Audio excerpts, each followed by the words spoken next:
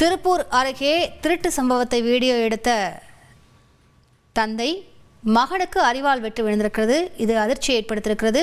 கஞ்சா போதையில் இளைஞர்கள் இந்த வெறிச்செயலில் ஈடுபட்டிருக்கிறார்கள். கூடுதல் விவரங்களை செய்தியாளர் அருண்குமார் வழங்கிட கேட்கலாம். அருண்குமார் வணக்கம். என்ன நடந்தது? விரிவான விவரங்களை பதிவு பண்ணுங்க அருண்குமார்.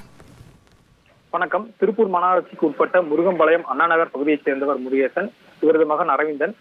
கடந்த சனிக்கிழமை இரவு இவர்கள் வீட்டின் அருகே இருந்த மளிகை கடையை பூட்டை உடைக்க சில இளைஞர்கள் முயற்சி செய்துள்ளார்கள். சத்தம் கேட்டு வெளியே வந்த அரவிந்தன் இது குறித்து காவல்துறைக்கு புகார் அளித்துள்ளார். அது மட்டுமின்றி பூட்டை உடைத்தவர்களை வீடியோ எடுத்துள்ளார்.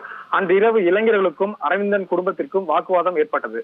இந்த சம்பவம் தொடர்பாக காவல்துறையினர் விசாரணை நடத்தி வரும் சூழலில் வீடியோ எடுத்த அரவிந்தன் மீது கோபத்தில் இருந்த இளைஞர்கள் நேற்று மாலை அரவிந்தன் வீட்டிற்கு வந்து சரமாரியாக கத்தியில் வெட்டியுள்ளனர். தடுக்க வந்த அவரது தந்தையும் வெட்டியுள்ளனர்.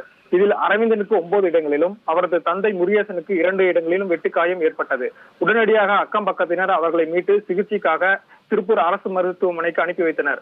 மேலும் இந்த சம்பவம் தொடர்பாக வீரபாண்டி போலீசார் வழக்கு பதிவு செய்து விசாரணை மேற்கொண்டு வருகின்றனர். தொடர்ந்து இந்த சம்பவத்தில் ஈடுபட்ட அதே பகுதியைச் சேர்ந்த 5 பேரை போலீசார் கைது செய்துள்ளனர். அது மட்டுமின்றி பட்டா கத்தியுடன் 2 இளைஞர்கள் ஓடும் சிசிடிவி காட்சியும் பதிவாகி உள்ளது. இதற்கிடையே கைது செய்யப்பட்ட இளைஞர்கள் கஞ்சா போதையில் இருந்ததாக அக்கம்பக்கத்தினர் தெரிவித்தனர்.